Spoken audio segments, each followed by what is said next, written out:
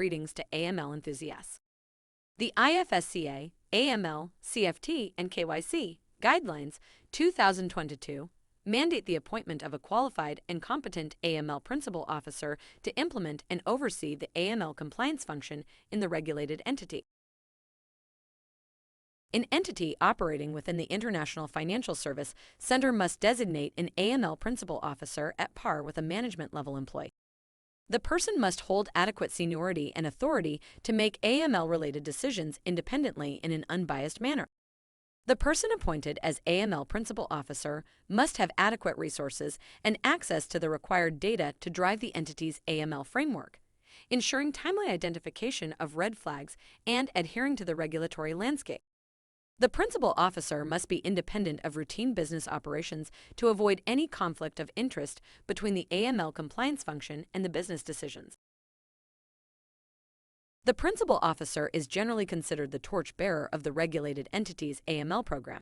The primary obligation of an officer is to design and oversee the implementation of the entity's AML CFT policies, procedures, and controls in accordance with the entity's risk appetite and following a risk-based approach.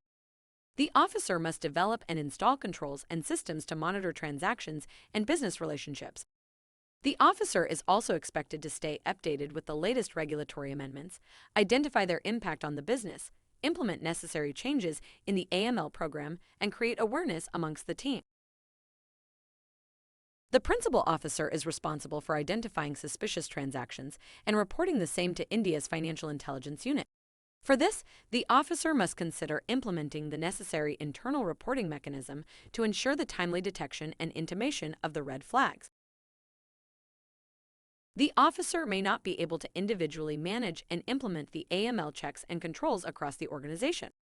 Support from the relevant team members is a must to effectively deter money laundering attempts and stay compliant with IFSCA guidelines. For this, the principal officer must evaluate the team's training needs and develop a robust AML training program tailored to the entity's business activities, risk exposure, internal AML policies, etc. If required, job-specific training around AML measures must also be imparted to the relevant team members. This shall promote a strong compliance culture in the organization, resulting in every employee contributing to the entity's AML efforts. The principal officer's role in AML governance is also very crucial. The officer's role is not done just with the one-time setup of the AML framework. The principal officer is also responsible for ensuring the quality, relevance, and completeness of the AML measures and controls. This calls for a regular review of the existing program to identify the gaps or deficits in the entity's AML efforts and the overall status of AML compliance. This review must be followed by a systematic action plan to address these gaps. Further, to set the tone right at the top and get management feedback, the officer must prepare and furnish a periodic AML report to the senior management, capturing brief around the entity's AML measures, key data on risk indicators observed, and suspicious transaction reports filed, the overall degree of entity's compliance with AML regulations, actions taken by the officer to manage the AML weakness, etc. The importance of the AML Principal Officer cannot be overemphasized for an IFSCA-regulated entity to stay safe from financial crime vulnerabilities and comply with the statutory landscape. Trust this video helps appoint the proper AML Principal Officer for your business to establish and maintain your AML function efficiently.